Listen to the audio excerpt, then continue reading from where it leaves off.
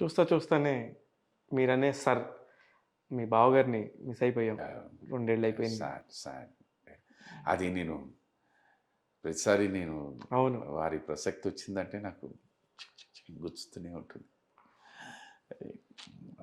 చెప్పాను కదా, నేను లాస్ట్ టైం చెప్పినట్టే, అవును.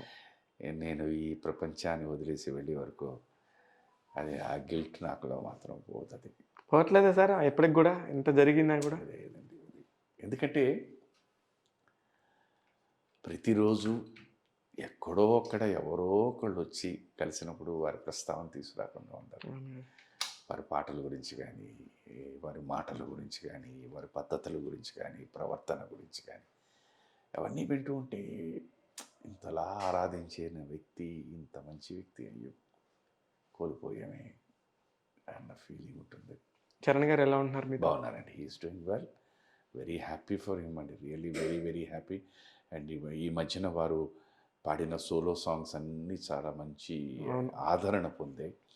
అండ్ అగైన్ ఎవరైనా వచ్చి నాతో మాట్లాడుతుంటే చరణ్ గారు పాడుతున్నప్పుడు మాకు బిగినింగ్ డేస్ ఆఫ్ సార్ పాడుతున్నట్టు అనిపిస్తుందండి. ఆ వాయిస్ కానీ ఆ టించ్ కానీ అని చెప్తుంటే we feel very happy about it. బహుశా మరి ఆయనే చరణ్ గారిలో పూని అది పాడిస్తున్నారు. నిజమే. ఆయన ఉన్నంత వరకు ఇప్పుడు అంత పెద్ద హిజ్ సింగర్ అని తెలుసు కానీ బట్ ఇంత సౌండ్ ఎప్పుడు రాలేదు. It's very happy. అలాగే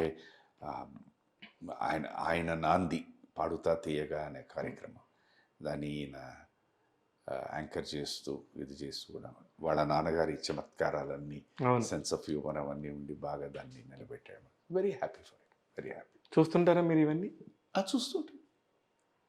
చూస్తుంటాం ఎప్పుడైనా షూటింగ్ అయిపోయి ఖాళీగా ఉన్నప్పుడు. మనకి ఇవాళే ఉంది మొబైల్ ఫోన్లో అన్నీ అవైలబుల్ కదా. ఏదైనా ఒకటి సడన్గా ఏదో స్క్రోల్ చేస్తుంటే చరణ్ గారు కనిపించిన వెంటనే immediately have a look at it.